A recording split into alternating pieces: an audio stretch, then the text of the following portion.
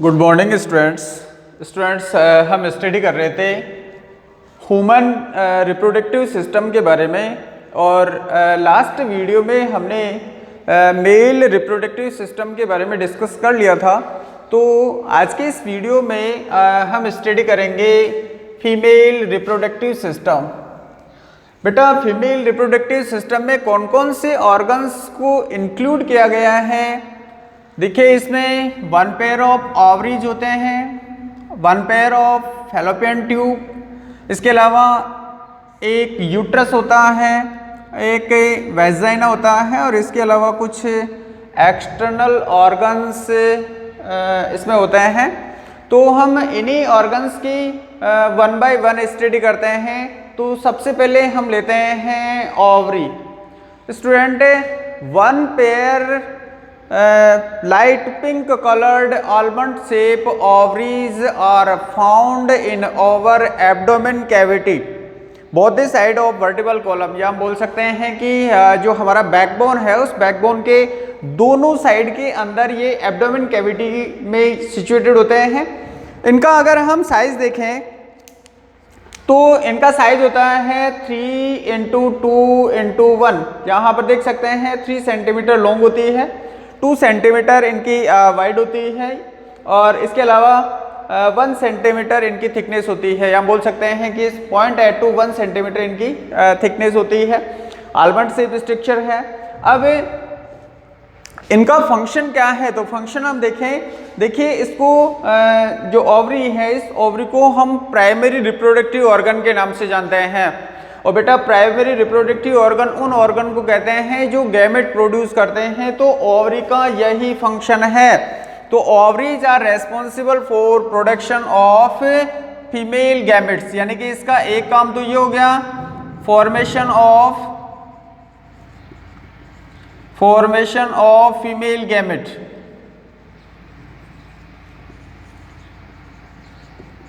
Gamete reproductive organs द्वारा produce की गई हैप्लॉइड सेल्स होती है। बेटा, इसमें नंबर ऑफ क्रोमोसोम आधे होते हैं। तो यहाँ पर जो ऑर्गन गैमेट का प्रोडक्शन कर रहा है जो कि प्राइमरी रिप्रोडक्टिव ऑर्गन कहलाता है, तो यहाँ पर ओवरी होता है फीमेल में।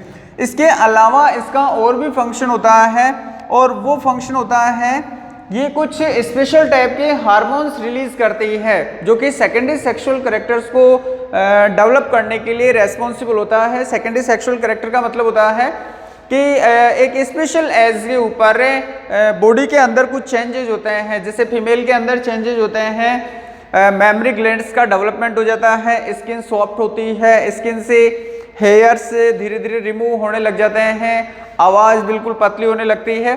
तो ये सभी सेकेंडरी सेक्सुअल कैरेक्टर होते हैं जो ओवरीज द्वारा प्रोड्यूस किए गए हार्मोन्स होते हैं। और ये 2 हार्मोन होते हैं, एक होता है इनमें प्रोजेस्टेरॉन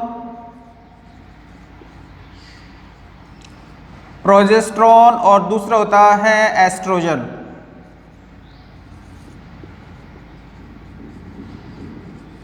और दोनों ही हार्मोन फीमेल में सेकेंडरी सेक्सुअल कैरेक्टर्स को डेवलप करने के लिए रेस्पॉन्सिबल होते हैं। इसके अलावा आगे हम दूसरे ऑर्गन की ओर चलें तो फैलोपियन ट्यूब, ये भी इम्पोर्टेंट ऑर्गन है। स्टूडेंट, आप यहाँ से देख सकते हैं बेटा, ये यहाँ से लेकर के यहाँ तक की स्ट्रक्चर है, ट्यूब लाइक स्ट्रक्चर है, ये फैलोपियन ट्यूब कहलाती है। या हम इसको अदर नेम से भी जानते हैं, इसको हम ओविडक्ट भी कह सकते हैं। इसको ओविडक्ट क्यों कहते हैं? क्योंकि ये ओवम का ट्रांसपोर्टेशन करती है। हमने आपसे कहा कि जो ओवरी है वो एग का फॉर्मेशन कर रहा है, तो ये तो इसने एग का तो फॉर्मेशन कर दिया। अब ये एग यहाँ से इसकी सरफेस पर आ जाते हैं, रिलीज हो जाते हैं। जैसे मान लिया हमारे पास में ये ओवरी है, ये ओवरी है और ओवरी ने गैमेट का प्रोडक्शन कर दिया, एग बना दिया, तो एग ये इसकी सरफेस पर आ गया। तो ऐसे ही एग इसकी सरफेस पर यहाँ आ जाता है। तो फैलोपियन ट्यूब का जो ओवरी की साइड का पार्ट है वो ब्रॉड होता है और यहाँ पर आप देख सकते हैं कुछ फिंगर लाइक प्रोजेक्शंस इसमें निकले हुए रहते हैं। तो जैसे ही ओवरी एग को रिलीज करती है, ये फिंगर लाइक प्रोजेक्शन इसको कैच कर लेते हैं और फैलोपियन ट्यूब में धकेल देते हैं। तो आगे से ये फैलोपियन ट्यूब कहाँ से कनेक्ट है, तो ये एक बैग लाइक स्ट्रक्चर होता है जिसको यूट्रस बोलते हैं। तो यूट्रस की ओर इनका ट्रांसपोर्टेशन करता है। अब मान लिया ये एग है वो फैलोपियन ट्यूब में आ गया, फैलोपियन ट्यूब में ही फर्टिलाइजेशन होता है। फर्टिलाइजेशन का मतलब होता है the fusion of male and female gamete is called fertilization. तो दोनों का जो फ्यूजन है वो इसी फैलोपियन ट्यूब में होता है। और अगर मान लिया यहाँ पर फर्टिलाइजेशन हो गया, फर्टिलाइजेशन फैलोपियन ट्यूब के लगभग मिडिल पार्ट में होता है। मान लिया यहाँ पर फर्टिलाइजेशन हो गया, तो फर्टिलाइजेशन के बाद में ये स्ट्रक्चर किसमें कन्वर्ट हो जाएगी, ये बन जाएगा जायगोट। अब ये जायगोट भी इस फैलोपियन ट्यूब से ही मूव करेगा, यहाँ फैलोपियन ट्यूब में मूव करता हुआ फाइनली कहाँ आ जाता है, फाइनली यूट्रस में आ जाता है। क्योंकि आगे जो एम्ब्रियो बनता है वो एम्ब्रियो इसी जायगोट से ही बनेगा। बेबी का जो डेवलपमेंट होगा वो इसी जायगोट से होता है, क्योंकि जायगोट सभी लिविंग ऑर्गेनिज्म की प्राइमरी सेल मानी जाती है, सबसे पहली सेल मानी जाती है। तो इसकी अगर लेंथ देखें तो इसकी लेंथ होती है 10 to 12 सेंटीमीटर, 10 से 12 सेंटीमीटर ये लेंथ ही होती है। आगे तीसरा ऑर्गन चले तो थर्ड ऑर्गन आता है हमारे पास में यूट्रस। यूट्रस उल्टी रखी हुई नाशपाती, पियर, उल्टी रखी हुई नाशपाती की जैसा स्ट्रक्चर होता है। आप देख सकते हैं यहाँ से ऊपर की ओर ये एरिया ब्रॉड है और नीचे आते जाते ये नैरो होता जाता है।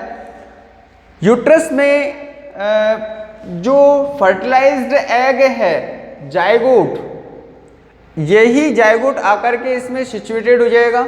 मान लिया यहाँ पर ये सिचुएटेड हो गया, इसके अंदर सेल डिवीजन फैलोपियन ट्यूब से ही स्टार्ट हो जाता है। यहाँ से सेल डिवीजन स्टार्ट हो जाता है जिसमें नंबर ऑफ सेल्स इंक्रीज होती जाएगी। अब हम इसको जायगोट नहीं कहेंगे, जब नंबर ऑफ सेल्स इसके अंदर इंक्रीज हो गई तो हम इसको बोलेंगे एम्ब्रियो। अब ये एम्ब्रियो फाइनली कहाँ आ गया, यूट्रस में आ गया। और यूट्रस की जो इंटरनल मेम्ब्रेन है, यूट्रस में 3 मेम्ब्रेन होती हैं, एंडोमेट्रियम सबसे अंदर वाली, बीच वाली होती है मायोमेट्रियम और सबसे बाहर वाली होती है पेरीमेट्रियम। तो एंडोमेट्रियम में मेम्ब्रेन से ये एम्ब्रियो क्या करेगा, टिश्यू रिलेशन बना लेगा और उसी टिश्यू रिलेशन को हम कहेंगे प्लासेंटा। हम यहाँ पर लिख देते हैं टिश्यू रिलेशन क्या कहलाएगा, प्लासेंटा। अब ये प्लासेंटा का काम क्या है, ये प्लासेंटा इस एम्ब्रियो को इस मदर के यूट्रस की वॉल से न्यूट्रिशन प्रोवाइड करवाएगा, ऑक्सीजन प्रोवाइड करवाएगा। इसके अलावा इसके अंदर जो भी वेस्ट मटेरियल बनेंगे वो उस प्लेसेंटा के थ्रू ही इस मदर के जो यूट्रस है, इस यूट्रस की वॉल के अंदर ट्रांसफर कर देगा। तो कुल मिलाकर के न्यूट्रिशन भी वो मदर से ले रहा है और जो एक्सक्रीटरी प्रोडक्ट हैं या वेस्ट प्रोडक्ट हैं वो मदर के ब्लड के अंदर ही ट्रांसफर कर देता है प्लेसेंटा के थ्रू। तो ध्यान कर लेना स्टूडेंट, यहाँ पर ये जो यूट्रस है, ये यूट्रस एम्ब्रियो के डेवलपमेंट के लिए रेस्पॉन्सिबल होता है। और यहाँ पर ह्यूमन बीइंग में जो डेवलपमेंट होता है वो होता है 270 से लेकर के 270 to 280 डेज, यानी कि हम इसको बोल सकते हैं 9 मंथ। 9 मंथ तक यहाँ पर डेवलपमेंट होता है। इसके बाद में यहाँ से पार्चुरेशन होगा, जिसको हम प्रसव प्रक्रिया या डिलीवरी कह सकते हैं। बच्चे का जन्म होगा यहाँ से वो 9 महीने बाद में होता है, क्योंकि डेवलपमेंट का टाइम पीरियड 9 मंथ्स होता है। आगे हम चलें वेजाइना पर। तो वेजाइना एक ट्यूबुलर स्ट्रक्चर होता है और इसके अंदर इसका फंक्शन क्या है कि जब कॉपुलेशन होता है, कॉपुलेशन का मतलब जब मेल और फीमेल आपस में रिप्रोडक्शन होता है उनमें, तो उस समय जो मेल है वो पेनिस के थ्रू अपने स्पर्म को इस वेजाइना के अंदर ट्रांसफर कर देता है और ये वेजाइना से यूट्रस में चले जाते हैं और यूट्रस से ये फैलोपियन ट्यूब में एग की ओर अट्रैक्ट होते चले जाते हैं, क्योंकि एग फर्टिलाइजेशन कहाँ होता है, फर्टिलाइजेशन फैलोपियन ट्यूब में होता है। इसके अलावा एक फंक्शन तो ये हो गया, क्योंकि एक कॉपुलेटरी ऑर्गन होता है जहाँ पर स्पर्म को इजैकुलेट किया जाता है, रिलीज किया जाता है। दूसरा इसका फंक्शन यह है कि जब एम्ब्रियो का या फिटस का कंप्लीट डेवलपमेंट हो जाता है यूट्रस में, तो पार्चुरेशन या प्रसव प्रक्रिया होती है, बच्चे का जन्म होता है, वो इसी वेजाइना के थ्रू ही होता है।